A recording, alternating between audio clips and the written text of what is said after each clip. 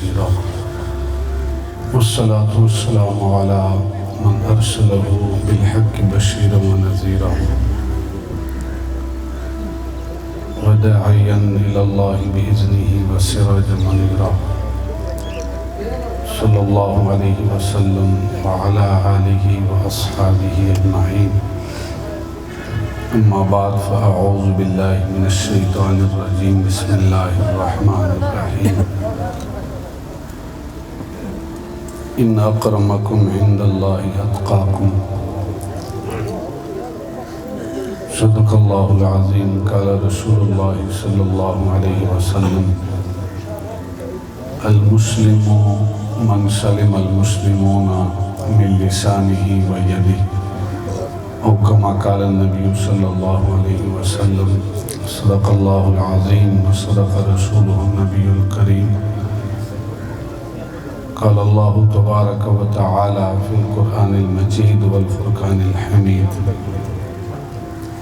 في شان حبيبه محبرا وعمرا إن الله وملائكته يصلون على النبي يا أيها الذين آمنوا صلوا عليه وسلموا تسليما الصلاة والسلام عليك يا سيدي يا رسول الله وعلى آلك وأصحابك يا حبيب الله الصلاة والسلام عليك يا سيدي يا رسول الله وعلى آلك وأصحابك يا إمام الأنبياء والمرسلين اللهم صل وسلم على رسولك الكريم وآله الطاهرين رب اغفر وارحم وأنت خير الراحمين اللهم صل وسلم على رسولك الكريم وآله الطاهرين رب اغفر وارحم وأنت خير الراحمين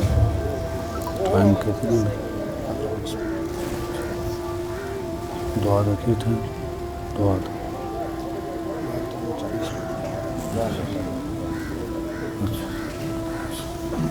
سبتي بیا موږ درته وایو چې کم د خبره صحیح ما ته اشاره بیا اشاره بیا او اشاره به بیا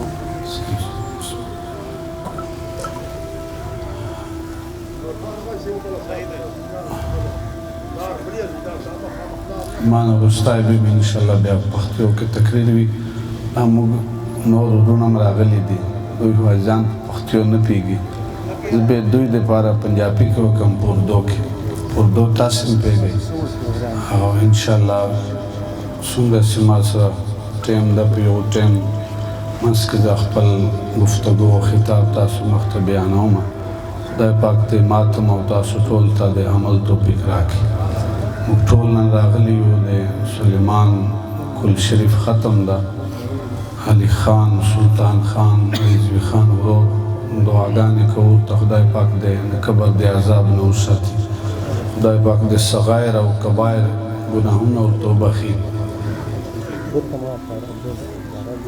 آپ احباب نے پشتو بیان سنا میرے بعد بھی انشاءاللہ ایک پشتو بیان ہوگا لیکن میرا بیان جو ہے وہ انشاءاللہ اردو میں ہوگا آپ لوگوں کی سمجھ میں آنے والا بیان ہے قرآن مجید فرقان حمید سے آیت کا ایک حصہ میں نے تلاوت کیا اور محبوب خدا کا ایک فرمان آپ احباب کے سامنے بخاری شریف کی روایت آپ احباب کے سامنے تلاوت کرنے کا شرف حاصل کیا اس آیت اور اس حدیث مبارکہ کی روشنی میں انشاءاللہ جو گھڑیاں میرے پاس ہیں میں آپ احباب کے سامنے مخاطب رہنے کی جسارت کروں گا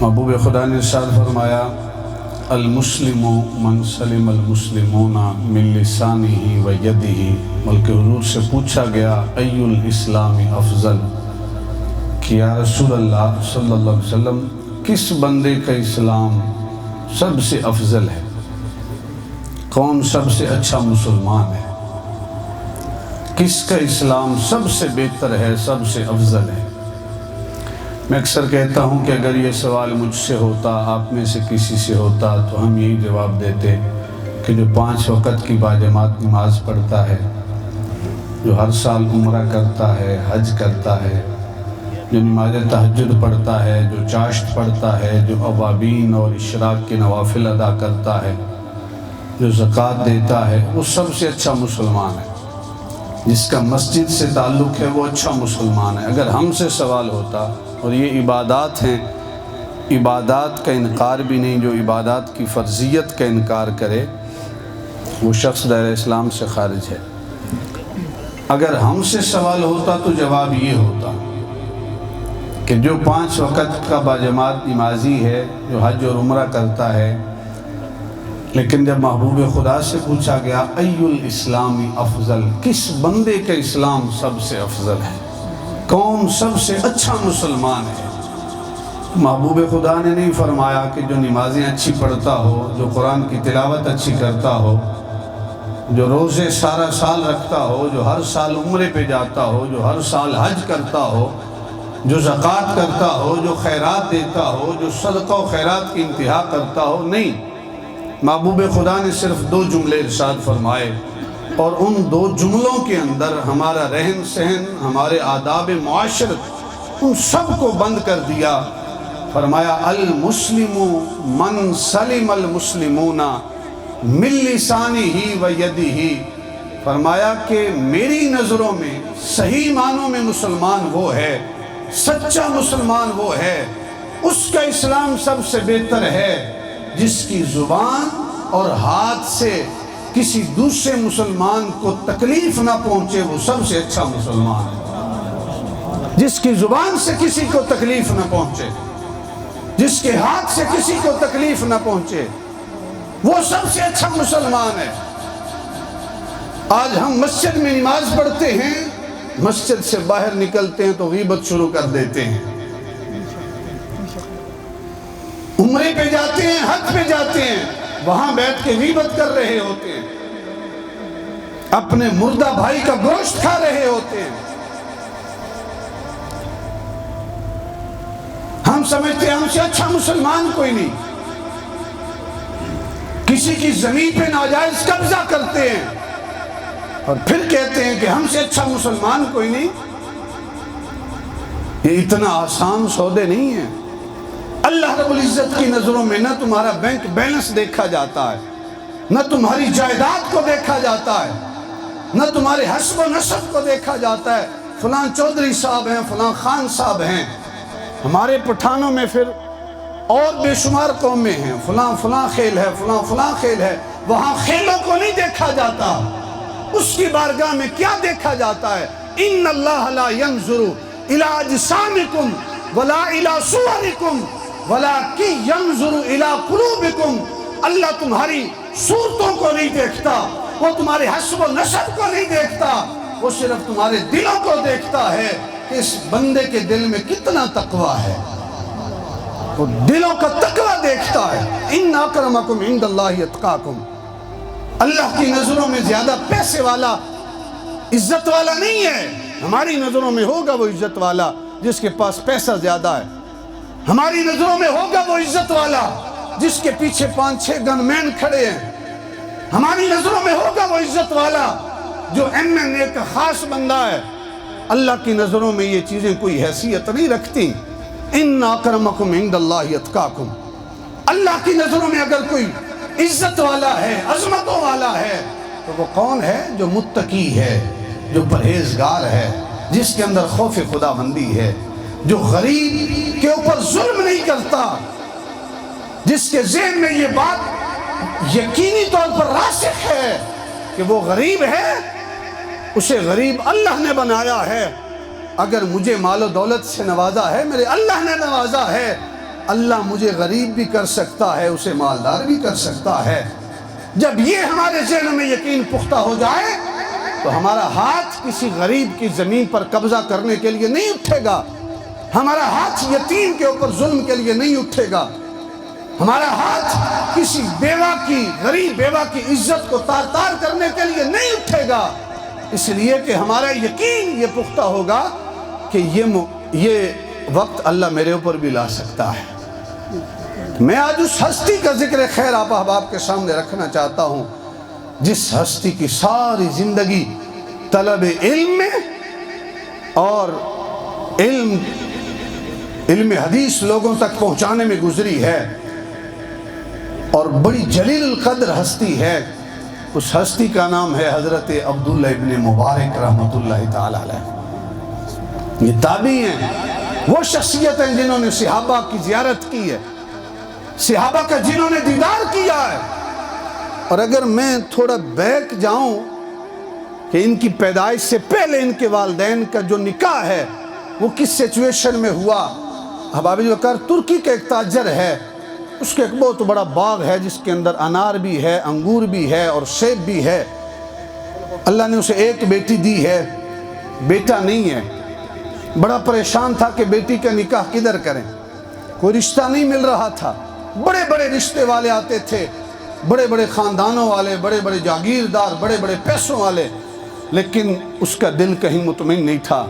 एक दिन अपने बाग में आया, अपने माली से कहा कि आज मुझे बड़ी शिद्दत की प्यास लगी है, इतना अरसा तुझे हो गया है मेरे बाग में काम करते हुए, जा ज़रा एक अच्छा सा अनार तोड़, उसका रस निकाल, जूस निकाल और मुझे एक गिलास में पिला। माली गया, उसने अनार तोड़ा, उसका रस निचोड़ा, गिलास में अपने मालिक को पेश कर दिया। जब मालिक ने गिलास अपने होंठों के करीब किया, एक घूंट भरा। जब एक घूंट भरा तो वो बड़ा कड़वा अनार था, उस जूस का जायका मीठा नहीं था। उसने अपने मालिक को डांटना शुरू कर दिया, तुझे इतना अरसा हो गया बाग में काम करते हुए, तुझे आज तक नहीं पता चला कि किस दरख्त का जो अनार है वो मीठा है, किसका खट्टा। इतने साल हो गए तुझे काम करते हुए, तुझे आज तक नहीं पता चला कि किसका मीठा अनार है, कौन सा अनार मीठा होता है, कौन सा खट्टा होता है। इतनी शौक से मैं आया था और तूने खट्टा अनार मेरे सामने पेश कर दिया। जब मालिक ने डांटा ना अपने मालिक को, तो मालिक ने बड़ा खूबसूरत जवाब दिया। उसने कहा मुझे 10-15 साल ज़रूर हो गए बाग में काम करते हुए, लेकिन आपने मेरी ड्यूटी बाग के अंदर इस बाग की निगरानी के लिए रखा है, अनार चखने के लिए मुझे नहीं रखा। कहा मुझे 10 साल ज़रूर हो गए हैं, लेकिन आज तक मैंने एक दरख्त का भी अनार तोड़ के चखा नहीं है कि उसका जायका कैसा है। ऐसे ऐसे परहेजगार लोग। हबाबिल वकार जब मालिक ने सुना, उसने कहा भाई तेरा काम अब बाग के अंदर नहीं है, मैं तुझे आज़ाद कर रहा हूँ, मेरे घर रह और जितनी उजरत यहाँ बाग के अंदर रह के तू लेता था उतनी उजरत घर में आज़ाद रह के मैं तुझे अता करूँगा। 2-4 दिन गुजरे, वो तुर्की ताजर फिर आया इस माली के पास और आकर कहा कि मेरी एक बेटी है, उसके रिश्ते के लिए बड़ा परेशान हूँ, कोई मशवरा तू ही दे दे, बेटी का रिश्ता किधर करूँ। माली से मशवरा लिया। माली ने 2 बातें की। कहा जो यहूदी हैं, कौम यहूद, ज्यूज़ जो हैं, वो जब रिश्ता करते हैं तो वो माल देखते हैं, जिसके पास ज़्यादा माल हो बेटी दे देते हैं। ईसाई जो हैं, क्रिश्चियन जो हैं, वो हुस्न और जमाल देखते हैं, जहाँ हसीन कोई नज़र आ जाए बेटी का रिश्ता कर देते हैं। और कहा हम न यहूदी हैं न हम ईसाई हैं, महबूब खुदा का फरमान है तुनकिहुल मरअतु लिअरबइन लिहस्बिहा वली जमालिहा वली मालिहा वली दीनिहा फज़फर बिज़ाति दीन और कमा काला नबी सल्लल्लाहु अलैहि वसल्लम। तरतीब थोड़ी मुझसे आगे हो गई, अल्लाह ताला मुझे माफ़ फरमाए। महबूब खुदा ने इरशाद फरमाया कि बेटी का निकाह किया जाता है तो 4 वजूहात की बिना पर, माल की वजह से, जमाल की वजह से, हस्ब व नसब की वजह से, और चौथी चीज़ है वली दीनिहा, परहेजगारी की वजह से, तकवा की वजह से, ईमानदारी की वजह से। और महबूब खुदा ने फरमाया फज़फर बिज़ाति दीन, अगर तुमने निकाह करना है तो तुम माल न देखना, हुस्न जमाल न देखना, बड़ा ख़ानदान न देखना, तुम दीनदारी देखना, परहेजगारी देखना।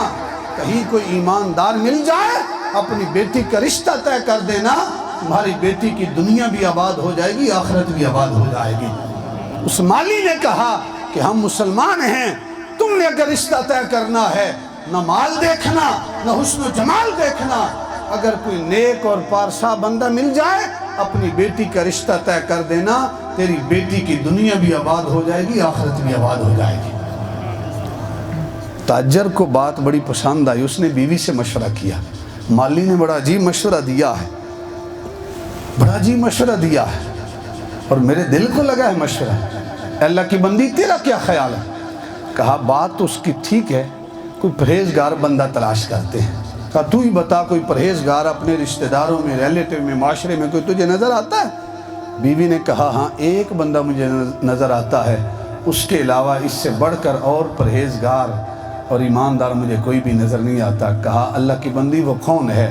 کہا جو ہمارے باغ کا مالی ہے، اس سے بڑھ کر اور پرہیزگار مجھے کوئی نظر ہی نہیں آتا. جو مالی ہے. تاجر نے سنا، اس نے کہا یہ بات تو مجھے بھی پسند ہے لیکن تیرا مشورہ ضروری تھا، تیری اجازت ضروری تھی. احباب وقار، کون اپنے مالی سے اپنی بیٹی کا نکاح کرے؟ آج ہم نکاح کرتے ہیں تو ہم کیا دیکھتے ہیں؟ پہلی 3 چیزیں جس کا محبوب خدا نے فرمایا یہ نہ دیکھنا، چوتھی دیکھنا. آج ہم اگر دیکھتے ہیں تو پہلی 3 دیکھتے ہیں، چوتھی کوئی نہیں دیکھتا. اگر کسی کے چہرے پر داڑھی ہے تو ہم کہتے ہیں. اکثر ساتھیوں نے مجھ سے یہ اعتراض کیا کہ نکاح نہیں ہو رہا، شادی نہیں ہو رہی، وجہ کیا ہے کہ چہرے پہ داڑھی ہے. بے شمار لوگوں نے کہا کہ داڑھی کٹوا دو، ہم بیٹی کا رشتہ دینے کے لیے تیار ہیں. یہ ہم مسلمان ہیں. پھر ہم کہتے ہیں کہ اولاد کہنا نہیں مانتی، اولاد بڑی بے ادب ہے، اولاد نماز کی پابند نہیں ہے. کیسے پابند ہو جب آغاز ہی اچھا نہیں ہے؟ ہم پہلے مال دیکھتے ہیں، پھر حسب و نسب دیکھتے ہیں، پھر حسن و جمال دیکھتے ہیں. اللہ ماشاءاللہ کوئی یہ دیکھتا ہو یار وہ فلاں بندہ نمازی بھی ہے، بیٹی دے رہا ہوں، نمازی ہے یا نہیں ہے. اتنا مجمع ہے، بڑے باشعور لوگ بیٹھے ہیں. جو کاروباری ہو، جھوٹ بولتا ہو، کہہ دیں گے. میرے لالے موسیٰ کے ایک دوست ہے، اس کے چاچو نے ایک شادی کی، یورپ میں ہوتا تھا. تو وہ خود کہتا ہے کہ میرے چاچو کہتے ہیں کہ یہ شادی مجھے نہیں دی انہوں نے یورپ کے کارڈ کو شادی دی ہے. انہوں نے مجھے نہیں بیٹی دی، اپنی یورپ کے کارڈ کو بیٹی دی ہے. جب یورپ کے کارڈ کو بیٹی دیں گے پھر اولاد تہجد گزار نہیں پیدا ہوگی، پھر ڈسکو ڈانسر پیدا ہوں گے. احباب وقار، وہ جو مالی تھا، تاجر نے اپنی بیٹی کا نکاح اس مالی کے ساتھ کر دیا. اس مالی کا نام مبارک تھا. کیا نام تھا؟ مبارک تھا. اور باپ اتنا نیک اور پارسا کہ 8-10 سال ایک باغ میں کام کیے، ایک انار توڑ کے چکھا نہیں ہے کہ اس کا ذائقہ کیسا ہے. کیونکہ مالک کی طرف سے اجازت نہیں تھی، صرف نگرانی کرتے رہے. احباب وقار، جب ماں اتنی پارسا ہو کہ کبھی ماں نے کسی غیر محرم کو دیکھا نہ ہو، کسی غیر محرم سے کلام نہ کیا ہو، کسی غیر محرم کے پاس چل کر گئی نہ ہو، جب باپ اتنا پارسا ہو، ماں اتنی نیک اور پارسا ہو، زاہدہ ہو، متقیہ ہو، تو پھر بیٹے گلوکار نہیں بنتے، پھر بیٹے ڈسکو ڈانسر نہیں بنتے، پھر بیٹا بھی عبداللہ بن مبارک پیدا ہوتا ہے. پھر عبداللہ بن مبارک پیدا ہوتا ہے، جسے امیر المومنین فی الحدیث کہا جاتا ہے، جسے طبیب حدیث کہا جاتا ہے. یہ علماء تشریف فرما ہے، پوچھیں عبداللہ بن مبارک کا مقام کیا ہے؟ امام اعظم ابو حنیفہ رحمۃ اللہ تعالی علیہ، آپ نے جب فقہ کے اصول مرتب کیے تو 40 علماء تھے، جن میں امام زفر شامل ہیں، امام ابو محمد شامل ہیں، قاضی ابو یوسف شامل ہیں، امام محمد شامل ہیں. اور ان 40 علماء کے اندر حضرت عبداللہ بن مبارک بھی شامل تھے، جنہوں نے اصول حدیث مرتب کیے، جنہوں نے اصول فقہ مرتب کیے. احباب وقار، وہ عبداللہ بن مبارک جن کی ساری زندگی طلب حدیث میں گزری، ساری زندگی حدیث کے علم حاصل کرنے میں گزری. ایک مرتبہ والد نے 50,000 درہم دیے، جاؤ جا کر اس سے تجارت کرو. عبداللہ ابن مبارک نکلے تو شام کا سفر کیا، ایران کا سفر کیا، حجاز کا سفر کیا، یمن کا سفر کیا، اور جو علم کے بڑے بڑے ماہر اساتذہ تھے ان سے علم حدیث حاصل کیا، علم اصول فقہ حاصل کیا، علم فقہ حاصل کیا. اور واپس پلٹے، والد نے پوچھا بیٹا 50,000 درہم دیے تھے کدھر خرچ کیے؟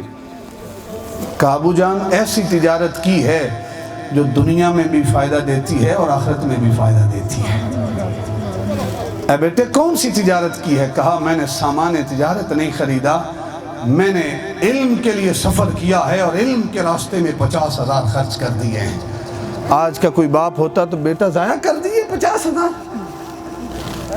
باپ خوش ہوا، اس نے یہ نہیں کہا کہ ضائع کر دی، اس نے 20,000 اور دیے، بیٹا یہ بھی علم کے راستے میں خرچ کرو، اور 20,000 دیے۔ اب آپ جو وقار علم سے واپس پلٹے تو لقب پڑا امیر المومنین فی الحدیث۔ یہ مجمع بیٹھا ہے، آج ساؤنڈ سسٹم لگا ہے۔ امام حضرت عبداللہ ابن مبارک جب حدیث بیان کرتے تھے تو مکبرین ہوتے تھے جو کھڑے ہو کے آگے حدیث سن کے بیان کرتے تھے، ان مکبرین سے آگے لوگ سنتے تھے، وہ آگے بیان کرتے تھے۔ تو آج بھی بڑی جماعت ہو تو پیچھے تکبیر کہنے والے ہوتے ہیں۔ تو امام صاحب نے حدیث بیان کی، ایک مکبر وہاں کھڑا ہے، اس نے حدیث سنی، اس نے آگے بیان کی، اس سے آگے سنی، اس نے آگے بیان کی۔ مکبرین کی تعداد گنی گئی، سامعین کی نہیں، مکبرین کی تعداد گنی گئی تو ان کی تعداد 1200 کے قریب تھی۔ مجمع کا اندازہ لگائیں۔ ایک مرتبہ دواتوں کی تعداد گنی گئی، شاید آج کے بچے نہ جانیں دواتیں کیا ہوتی ہیں، جن کے اوپر سیاہی میں قلم بھگو کے پھر تختی کے اوپر لکھا جاتا تھا۔ دواتوں کی تعداد گنی گئی تو 40,000 کے برابر تھی، جن کا لقب امیر المومنین فی الحدیث تھا، لیکن علم بھی تھا۔ یہ بات یاد رکھیں، اگر اللہ نے علم دیا ہے، علم کے ساتھ اللہ نے عاجزی دی ہے تو علم رب کی بارگاہ میں قبول ہے۔ اگر علم ہے، علم کے ساتھ تکبر ہے، وہ علم کسی کام کا، شیطان بھی عالم تھا لیکن ابا واستکبر، اس نے تکبر کیا، وکان من الکافرین، اور انکار کرنے والوں میں سے ہو گیا۔ اللہ دولت دے، دولت کے ساتھ اللہ عاجزی دے تو یہ دولت اللہ کی نعمت ہے، اور اگر دولت کے ساتھ تکبر آ جائے اس سے بڑی اور رسوائی کوئی نہیں ہے۔ یہ آزمائش ہے۔ اللہ عہدہ دے، عہدے کے ساتھ اللہ تعالیٰ عاجزی عطا فرمائے، یہ بہت بڑی شے ہے۔ اللہ رب العزت نے عبداللہ ابن مبارک کو علم بھی دیا تھا، علم کے ساتھ ساتھ عاجزی بھی عطا فرمائی تھی۔ اور انداز کیا تھا؟ حج پر جا رہے ہیں تو رستے میں ایک چھوٹی بچی کو دیکھا، اس نے مردہ پرندہ ہاتھ میں اٹھایا ہوا ہے۔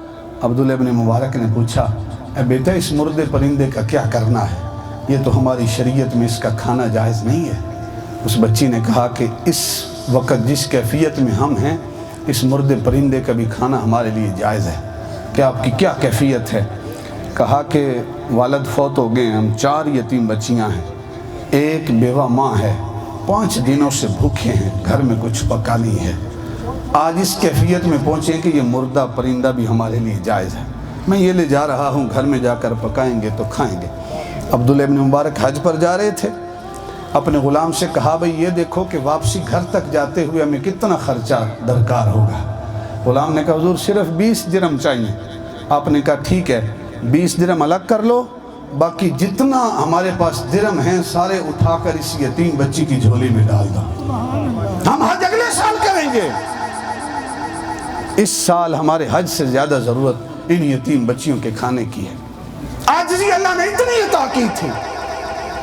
ایک شخص آیا، اس نے کہا حضور میرے ذمہ قرض ہے، اگر آپ عطا کر دیں تو میں دل سے دعائیں عطا کروں گا۔ آپ نے پوچھا کتنا قرض ہے؟ اس نے کہا حضور 700 درہم ہے۔ آپ نے اپنے غلام کو پرچی کے اوپر لکھ دیا، جاؤ جا کر اس کو پیسے دے دو۔ غلام نے جا کر پرچی کھولی، اس نے کھولا تو اس کے اوپر لکھا تھا 7,000۔ کتنا؟ اس نے مانگے کتنے تھے؟ 700، لکھے 7,000۔ غلام نے کہا 3 صفریں ڈال دیے، ایک غلطی سے ڈالا ہے۔ اس نے پوچھا مکروہ سے بھئی کتنا قرض تو نے مانگا؟ اس نے کہا 700۔ کہا یہاں تو 7,000 لکھے ہیں، مالک سے غلطی ہو گئی ہے۔ واپس آیا، عبداللہ بن مبارک آپ نے کتنے لکھے ہیں؟ کسی نے 700 مانگے؟ کہا ہاں 700 مانگے۔ کہا آپ نے غلطی سے 7,000 لکھ دیں۔ کہا اچھا غلطی ہوگی؟ کہا ہاں 7,000 لکھے۔ کہا لاؤ میں ٹھیک کر دیتا ہوں۔ پرچی لی، اوپر اور رقم لکھی، اسے بند کیا، کہا جاؤ جا کر جتنے میں نے لکھے ہیں جاؤ جا کر اس کو دے دو۔